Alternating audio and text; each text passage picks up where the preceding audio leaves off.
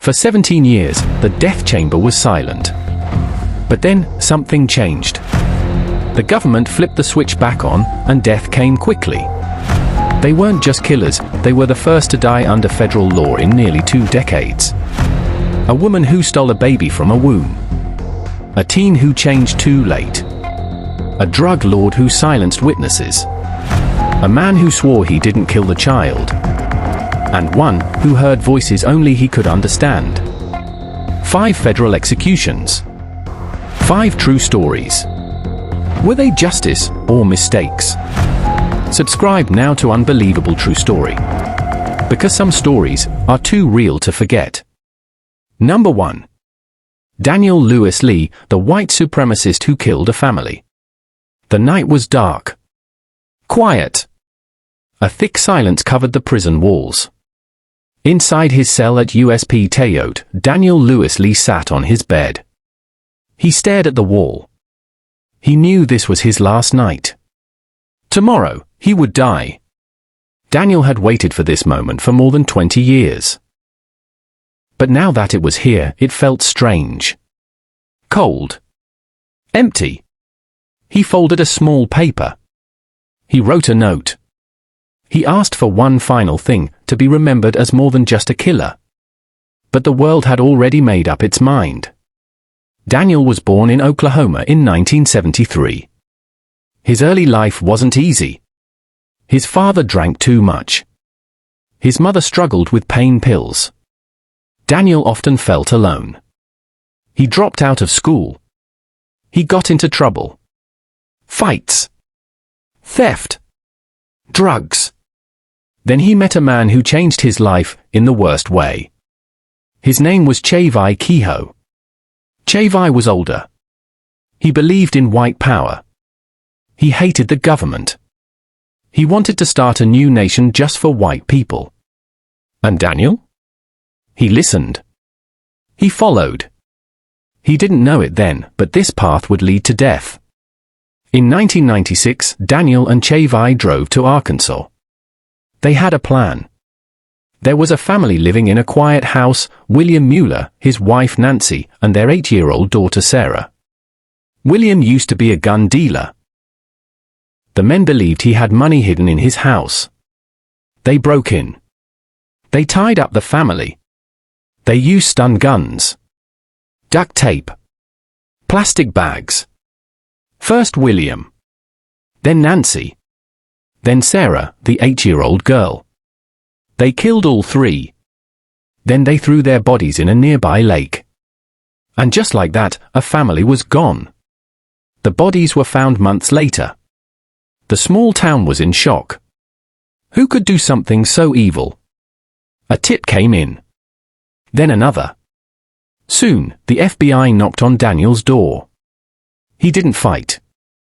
He didn't run. He told them everything. But he said one thing again and again. I didn't kill the child. That was Chavai. It didn't matter. The jury believed he was just as guilty. He was sentenced to death. Daniel sat in his cell year after year. He read books. He wrote letters. He prayed. He said he had changed. He said he was sorry. His lawyers begged the courts to stop the execution. They said Daniel had been abused. He had brain injuries. He wasn't the same man anymore. Even the victim's family, the Mueller's own relatives, asked the president to spare his life. They said Daniel should live. But the government said no.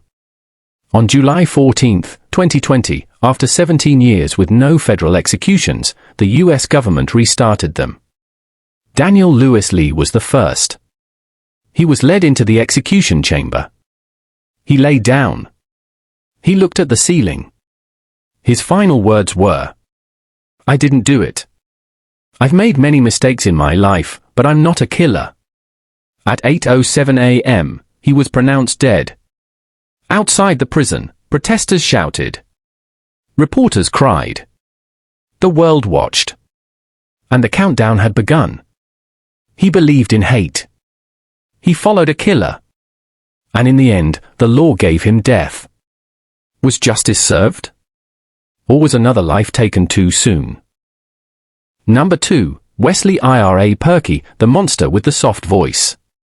It was early morning. The prison halls were quiet. The lights flickered on slowly. At the far end of the row sat a man who never raised his voice. Wesley Ira Purkey. He spoke with calm words. He smiled sometimes. He even said please and thank you. But under that soft voice was darkness. Wesley was about to die. And few people would miss him. He was called a monster. And for good reason. Wesley was born in 1952, in Wichita, Kansas. From a young age, his life was hard. Very hard.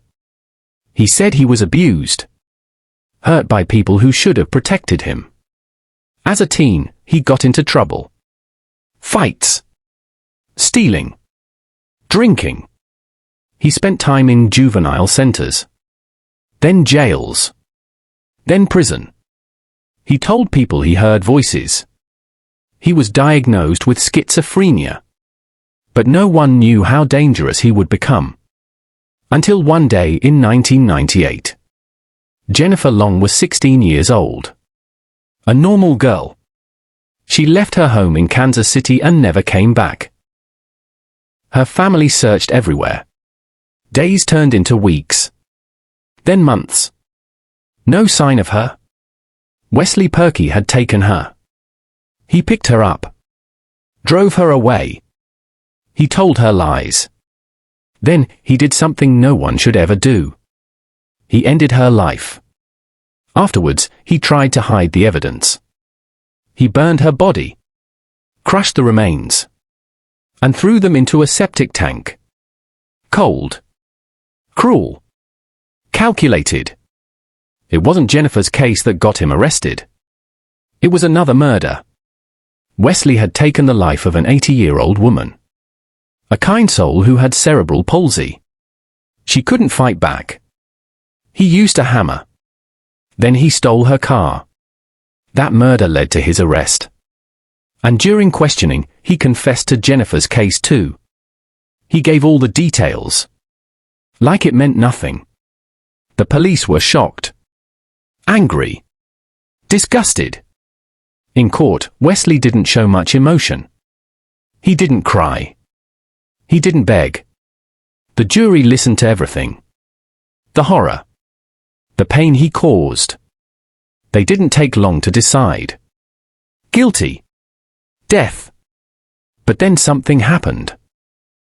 Lawyers argued Wesley had brain damage. That he wasn't fully sane. They said his mind was broken. That killing him would be wrong. The courts took years to decide. But the clock kept ticking. On July 16, 2020, Wesley Ira Purkey was led into the death chamber. He looked older now. Sick. Some said he didn't know what was happening. His lawyers begged the Supreme Court to stop it. The judges said no. At 8:19 a.m., he was declared dead. Outside the prison, some cheered. Some cried. Others wondered if he even understood that he was dying. He spoke gently. But his actions were anything but soft. A teen girl. A helpless woman. Two families shattered. Justice, or just more pain? Number 3. Dustin Lee Honken, the drug lord who silenced the witnesses. Mason City, Iowa. A peaceful town with friendly neighbors and quiet streets. But behind one smiling face was a deadly secret.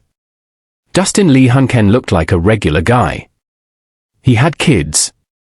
He worked hard. He was smart. But underneath, he ran one of the most dangerous drug rings in the Midwest. And when people tried to stop him, he made sure they never talked again. Dustin was born in 1968 in Iowa. As a boy, he loved science. He was smart. He wanted to be a chemist. But instead of helping people, he started making meth. He built labs. Sold drugs. Made lots of money. He became the boss. And he didn't work alone. His girlfriend Angela Johnson helped him. They were rich, powerful, untouchable. Until one day, someone turned on them. Two men who worked with Dustin got arrested. They knew everything: where the drugs were made, how it was sold, who was involved. One of them was Greg Nicholson. He agreed to talk to the police. That scared Dustin. If Greg talked, Dustin would go to prison. So, he made a plan. On a warm day in 1993, Greg Nicholson, his girlfriend Lori Duncan, and her two little girls, ages 10 and 6, disappeared. They were never seen again. Soon after, another man who worked for Dustin also vanished. At first, police didn't know what happened. Years passed. No bodies. No proof. Just rumors.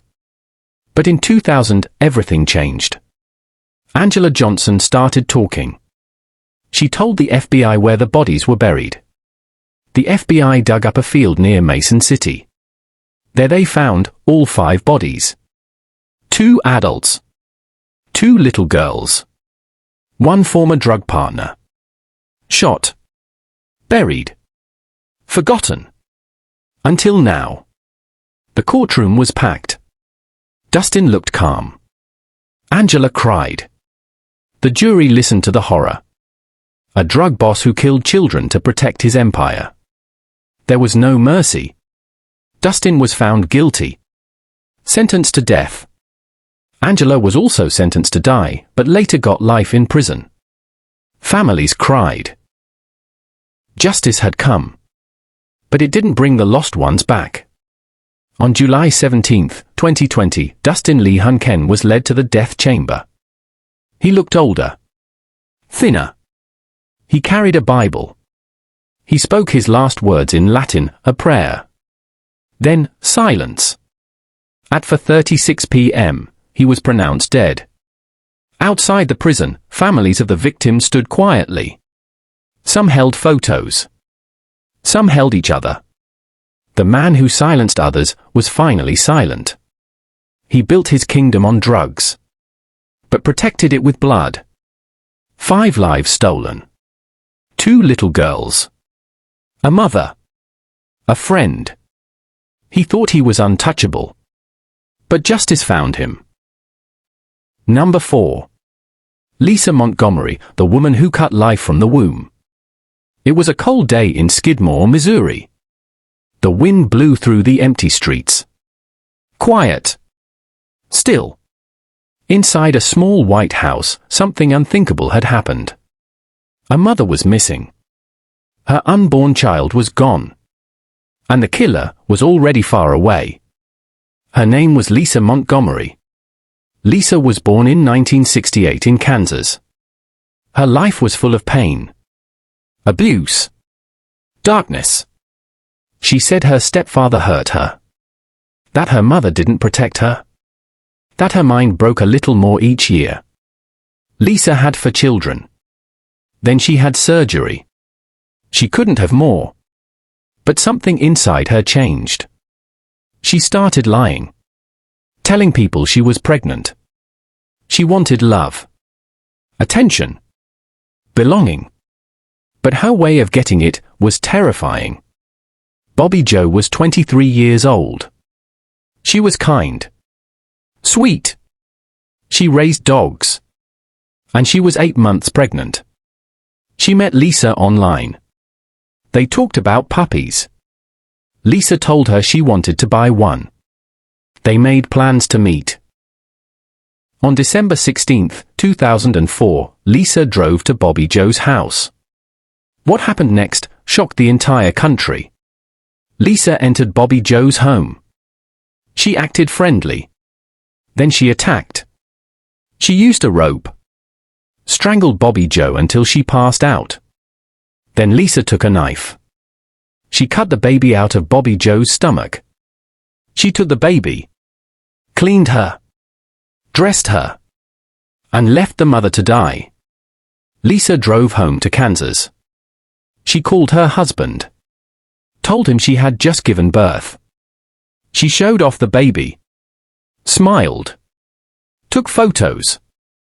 But news of Bobby Joe's murder spread fast. The police found messages between the two women. Emails. Chat logs. They traced Lisa's IP address. Tracked her down.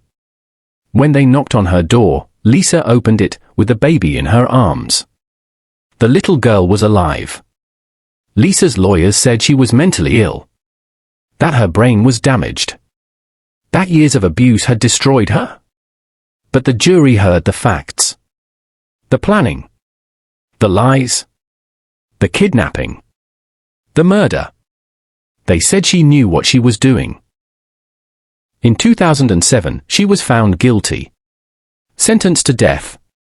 She was the first woman on federal death row in more than 50 years. Years passed.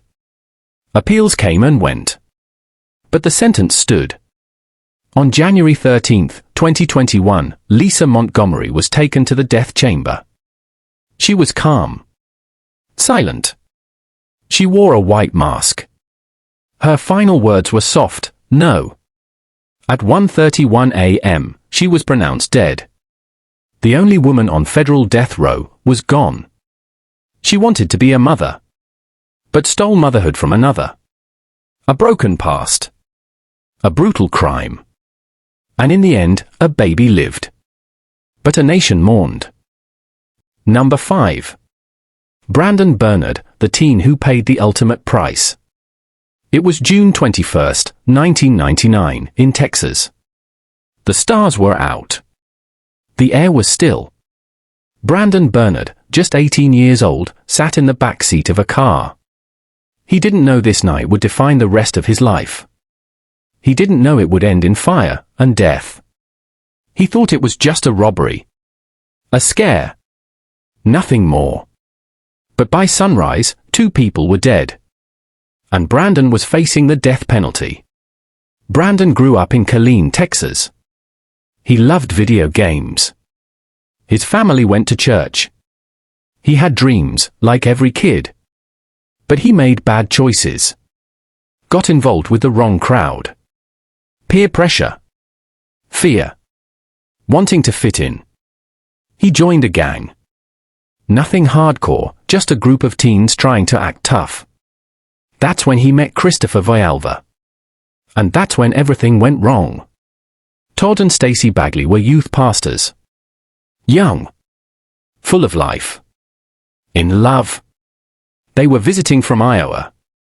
Spreading faith. Helping people. On that night, they stopped at a gas station. That's when the teens approached them. Asked for a ride. The Bagleys said yes. Kind. Trusting. But once in the car, everything changed. Villalva pulled a gun. The Bagleys were forced into the trunk. For hours, the couple sat in the trunk, praying, singing hymns. Brandon didn't pull the trigger. He didn't kidnap them. But he was there. He poured the gasoline. Villalva shot both Todd and Stacy while they were in the trunk. Then Brandon lit the car on fire. Stacy was still alive. That fact would follow Brandon for the rest of his life. The trial was quick. Brandon was 18. Barely an adult. The jury heard he helped burn 2 people alive. That was enough. They sentenced him to death. Years passed. Lawyers argued he didn't deserve to die. He didn't plan the murder. He didn't shoot. He was scared. Young. Even 5 of the original jurors later said they had changed their minds. But it was too late. Brandon spent 20 years in prison. He wrote letters. He apologized. He helped other inmates. Even the prosecutor who helped sentence him to death said Brandon should live. Kim Kardashian, lawmakers, and thousands more joined the plea. Don't kill him. But the federal government had resumed executions. And Brandon was on the list. On December 10, 2020, Brandon spoke with his family. He cried. He prayed. He said he was sorry, over and over again. In his final words, he said, I'm sorry to the Bagley family. I wish I could take it back. At 9:27 p.m., he was pronounced dead. He was 40 years old. He didn't pull the trigger. But he lit the fire. A teenager. A terrible choice. A final punishment. Justice or a second tragedy? This is the story of 5 lives ended by the state and the haunting question left behind. Did they all deserve to die?